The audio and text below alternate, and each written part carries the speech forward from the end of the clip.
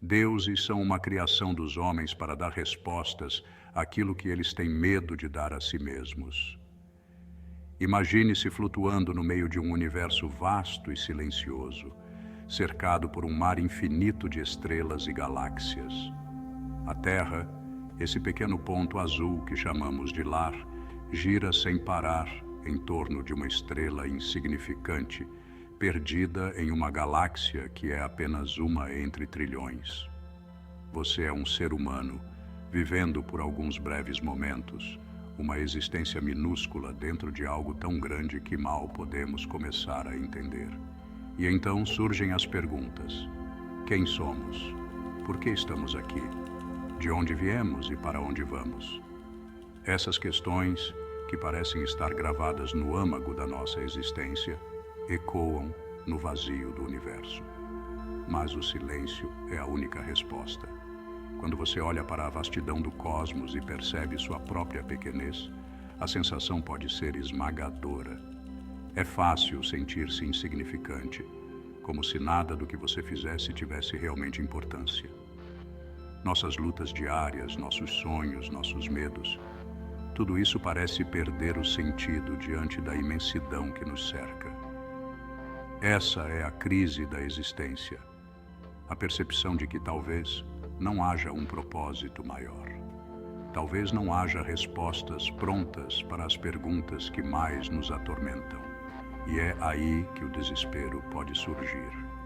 Um vazio existencial toma conta, como se estivéssemos à deriva em um oceano sem fim, tentando encontrar algum significado em um mundo que parece indiferente à nossa presença. E no meio dessa busca surge a pergunta que muitos evitam: será que tudo o que fazemos, tudo o que somos, realmente importa? Mas o ser humano não ficou sempre à deriva nesse vazio. Durante milênios, encontramos uma forma de enfrentar esse abismo, uma maneira de acalmar o medo que o desconhecido nos trazia. Diante da vastidão incompreensível do cosmos, criamos respostas. E essas respostas tomaram a forma de algo maior do que nós, deuses. Deuses eram mais do que explicações. Eles preenchiam o vazio. Quando a escuridão parecia insuportável, quando o desespero da insignificância ameaçava nos engolir, nós olhávamos para o alto, acreditando que havia alguém lá, observando, que de alguma forma nossas vidas tinham um propósito, um sentido, que o sofrimento não era em vão, que havia um plano maior. Era reconfortante. Se o universo parecia caótico e sem propósito, a crença em um ser divino trazia ordem e significado. Cada momento de dor, cada incerteza, era suportável porque, em algum lugar, havia um propósito oculto. O divino não apenas explicava as forças da natureza ou o porquê de existirmos. Ele justificava o sofrimento, dava sentido à morte e acalmava o medo do desconhecido. Era mais fácil acreditar que tudo tinha uma razão quando existia uma força superior, orquestrando tudo. O sol não era apenas uma estrela, era um Deus que nos aquecia e iluminava. As tempestades não eram meros fenômenos atmosféricos, eram manifestações da vontade de algo além do nosso controle. E, acima de tudo, acreditávamos que a vida tinha um destino final, que após todas as dores e desafios, haveria algo esperando por nós do outro lado. Esse conforto, essa certeza, deu força à humanidade por eras. De certa forma, nos blindou contra a desesperadora ideia de que talvez estivéssemos sozinhos. No entanto, com o passar dos séculos, algo começou a mudar. Com o passar dos séculos, a ciência começou a lançar sua luz sobre o desconhecido. A cada descoberta, o universo se tornava menos misterioso, menos mágico. A Terra deixou de ser o centro do cosmos, e os deuses que antes pareciam controlar tudo, começaram a perder seu lugar. As explicações que antes vinham do divino passaram a vir da razão, da observação, da matemática. O sol não era um deus, era uma estrela. As tempestades tinham causas naturais e não eram um castigo divino. E pouco a pouco o que restou foi o vazio. A ciência nos deu respostas, mas também nos tirou o conforto. E junto com essas respostas, veio uma nova percepção. Se não há ninguém lá em cima, se não há um propósito maior por trás de tudo, o que nos resta? Qual o sentido de continuar? Com o desaparecimento da figura de Deus como fonte de sentido e moralidade, as perguntas que antes eram respondidas pelo divino ficaram sem resposta. E nesse espaço vazio nasceu o niilismo. O niilismo existencial veio como um choque para muitos. A crença de que não existe sentido ou valor intrínseco na vida, que somos apenas um produto do acaso, flutuando em um universo indiferente. Tudo aquilo que dávamos valor, todas as nossas crenças e esperanças, poderiam ser apenas construções humanas, sem um fundamento real no universo. Essa ideia foi devastadora para muitos. Se não há um propósito maior, por que continuar? Se nossas ações, nossos sonhos não têm nenhum valor além daquele que nós mesmos damos a eles, o que impede o desespero de nos consumir? Afinal, se a vida não tem sentido, o que nos resta? A sensação de vazio, de estar perdido, tornou-se uma realidade para muitos. O niilismo cresceu como uma sombra que seguia o avanço da ciência. Quanto mais entendíamos o universo, mais percebia-se que ele não se importava com nossa existência. Foi nesse ponto, no auge do questionamento e do vazio existencial, que Friedrich Nietzsche entrou em cena.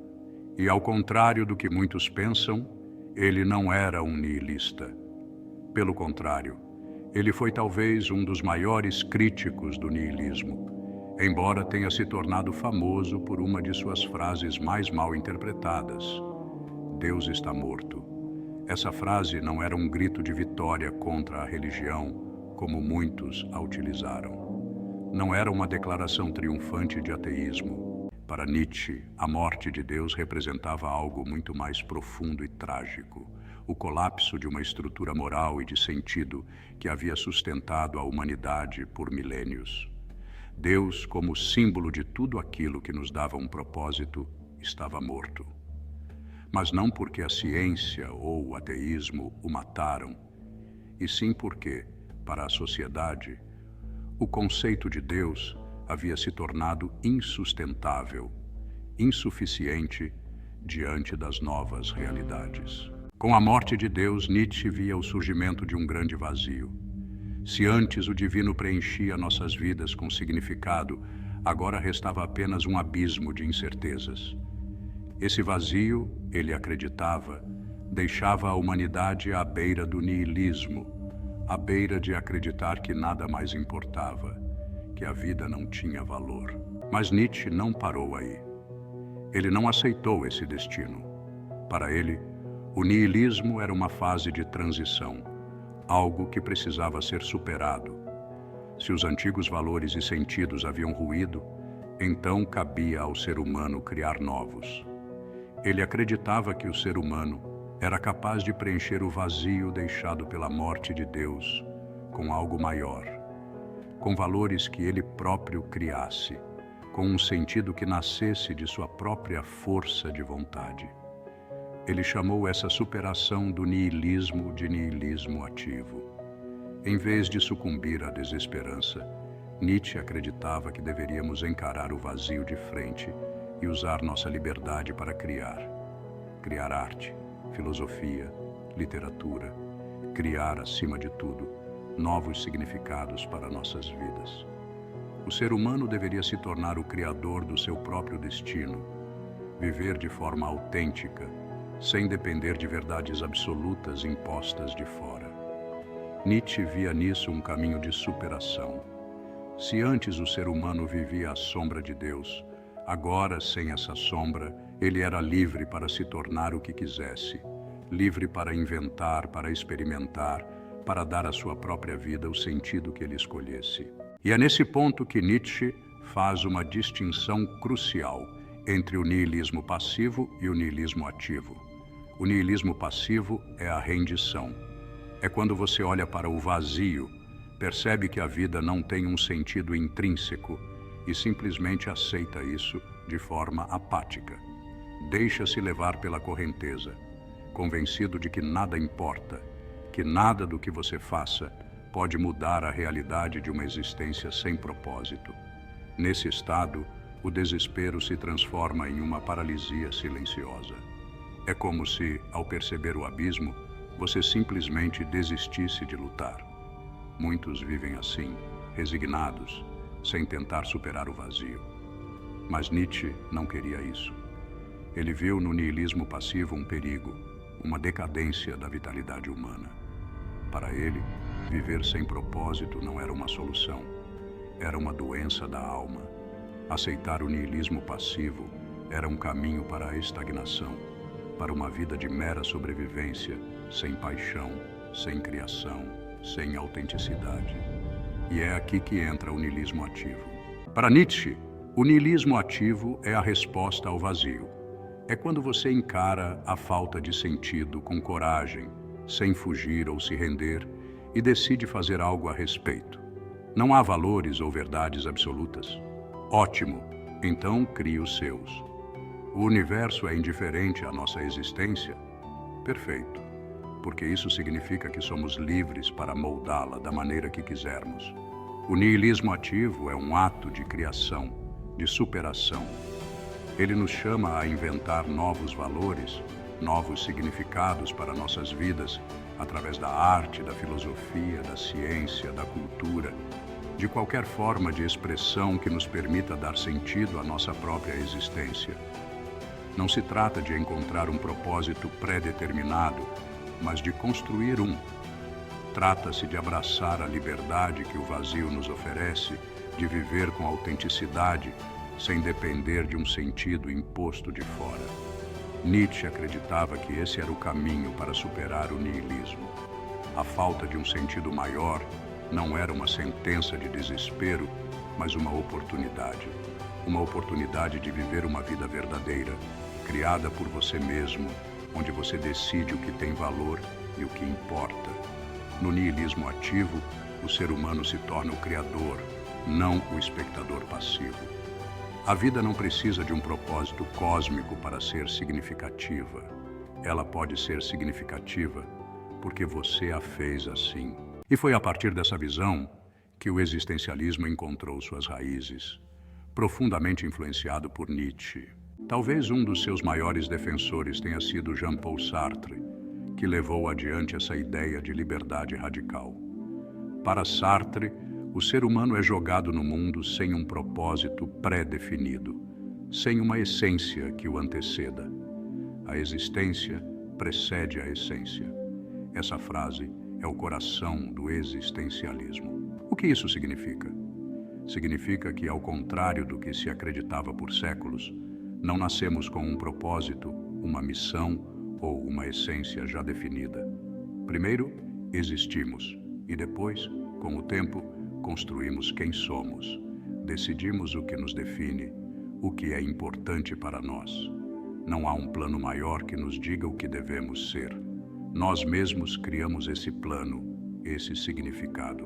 Essa ideia coloca uma liberdade assustadora nas mãos de cada ser humano. Se antes olhávamos para o divino ou para a natureza em busca de respostas sobre quem somos e o que devemos fazer, agora, segundo Sartre, somos nós que temos a responsabilidade de dar significado à nossa vida. Somos livres, mas essa liberdade traz consigo um peso imenso, a responsabilidade por nossas escolhas, por nossos atos. Não podemos culpar os deuses, o destino ou uma essência inata. Somos inteiramente responsáveis por nós mesmos. Sartre chegou a dizer que o ser humano está condenado a ser livre.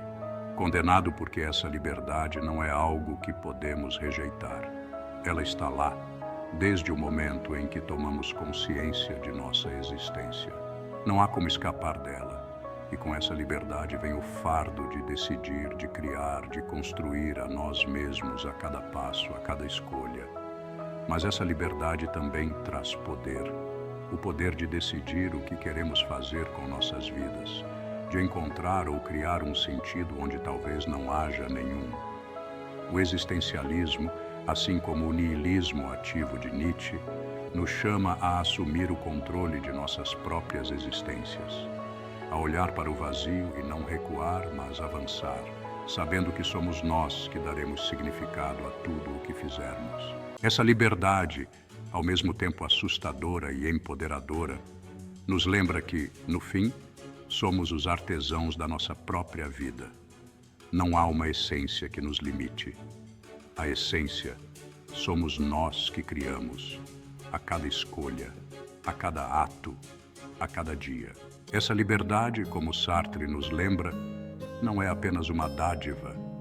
Ela também é um fardo, e é disso que ele fala quando diz que o homem está condenado a ser livre. Não escolhemos nascer, não escolhemos as circunstâncias iniciais em que nos encontramos.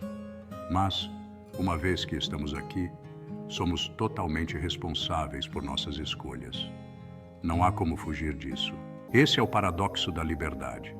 Por um lado, somos livres para escolher quem ser, o que fazer, como viver, mas por outro, essa liberdade carrega consigo um peso imenso, a angústia da responsabilidade.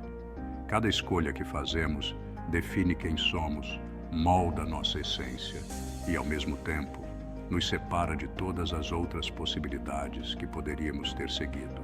Quando escolhemos uma coisa, renunciamos a todas as outras, e isso pode ser aterrorizante. Pense em todas as pequenas decisões que você toma no dia a dia. O que você vai comer, onde vai trabalhar, com quem vai se relacionar. E em um nível mais profundo, quem você quer ser. Cada decisão dessas é uma expressão da sua liberdade, mas também é um lembrete constante de que a responsabilidade é sua. Não há um destino predeterminado, um caminho que você simplesmente segue sem questionar. Cada passo é uma escolha sua. É por isso que a liberdade pode ser angustiante. Aquele momento de hesitação antes de tomar uma decisão importante, aquele medo de fazer a escolha errada, é o peso da liberdade que Sartre descreve. Não é apenas a escolha em si que nos assusta, mas o que ela representa, a nossa total e inescapável responsabilidade por nossa própria existência. E essa angústia não é algo que pode ser resolvido ou eliminado. Ela faz parte da condição humana. Viver é fazer escolhas, e fazer escolhas é carregar o peso da liberdade. Sartre via isso como uma das características fundamentais da nossa existência. O fato de que estamos constantemente diante de possibilidades infinitas, sem uma resposta clara, sem um guia externo que nos diga o que fazer. No entanto, essa mesma liberdade que nos angustia também nos dá poder. Poder de criar, de definir, de nos reinventar a qualquer momento. A angústia para Sartre não era algo a ser evitado ou negado, mas algo que deveríamos encarar de frente, porque é justamente através dela que exercemos nossa liberdade. Ela é o preço que pagamos por sermos os autores da nossa própria vida. No fundo, o que Sartre nos diz é que, embora essa liberdade possa nos assustar, ela também nos dá a chance de viver de maneira autêntica, de assumir o controle sobre o que somos, de tomar as rédeas do nosso próprio destino, mesmo que isso signifique lidar com a angústia das escolhas que fazemos. Afinal, é essa liberdade que nos define como seres humanos. E claro, Sartre não estava sozinho nessa jornada de tentar entender o vazio existencial e o niilismo. Outros pensadores também lutaram para encontrar respostas diante do mesmo dilema. Um dos mais influentes foi Søren Kierkegaard, que viu o absurdo da existência, mas chegou a uma conclusão completamente diferente de Sartre. Kierkegaard, conhecido como o pai do existencialismo cristão, acreditava que a única forma de superar o absurdo da vida era dar um salto de fé. Para ele, o desespero e a angústia que sentimos ao confrontar a falta de sentido podem ser resolvidos ao abraçarmos a fé em Deus, não através da razão, mas pela pura crença. Ele sugeriu que, diante do caos e da incerteza, a resposta está em aceitar que não podemos entender tudo e, em vez disso, nos entregarmos à fé. Para Kierkegaard, essa era a única maneira de encontrar propósito e paz em um universo que parece indiferente. Por outro lado, temos Albert Camus, que rejeitou completamente essa ideia. Camus, que via o mundo como um lugar essencialmente absurdo, se recusou a aceitar que a fé em Deus fosse a resposta. Ele não acreditava em soluções fáceis ou consoladoras. Para ele, o absurdo da existência era inegável, mas ao contrário de Kierkegaard, Camus não achava que deveríamos buscar uma fuga desse absurdo. Em vez disso, ele propôs que a própria busca por significado, apesar do absurdo, era suficiente para justificar a vida. Para Camus, viver em um mundo sem sentido e ainda assim continuar a lutar, a criar, a existir, isso era o verdadeiro ato de revolta.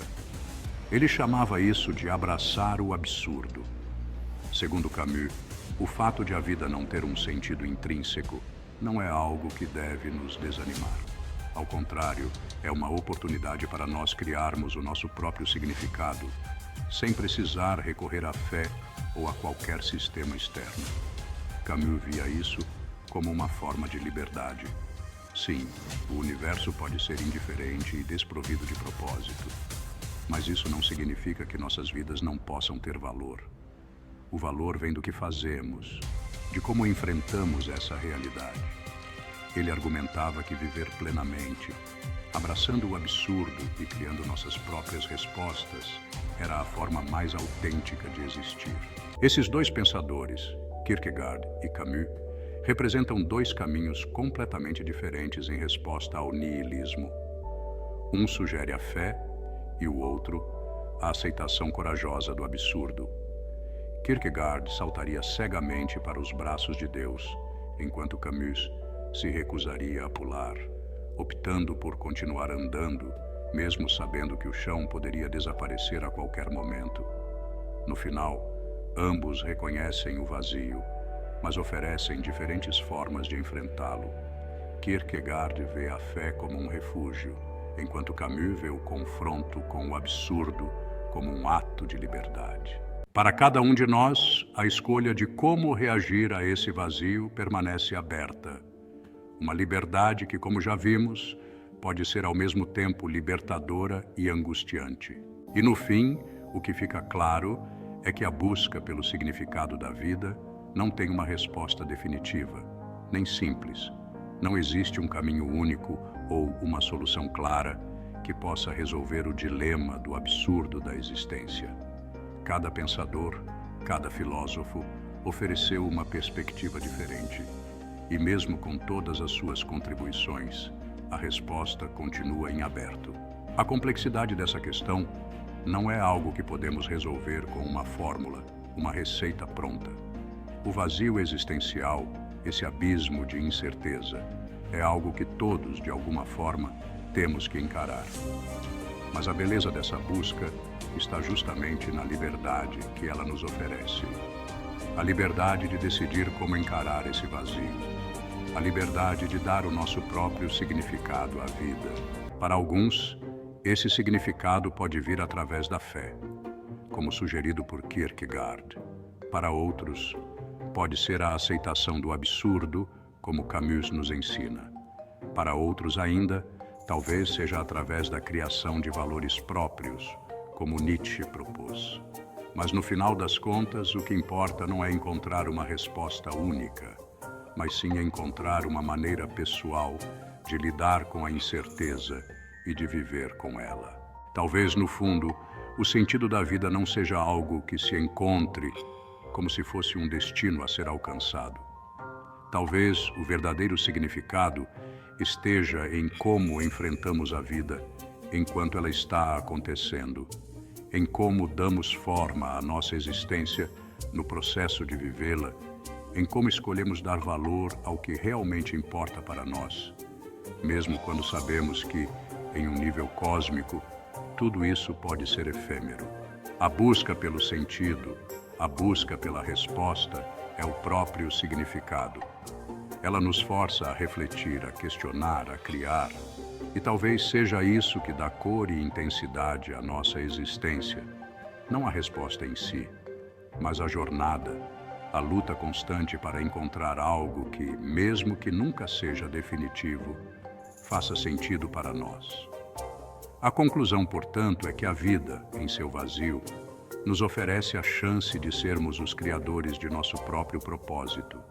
E isso, talvez, seja a mais profunda liberdade que podemos alcançar.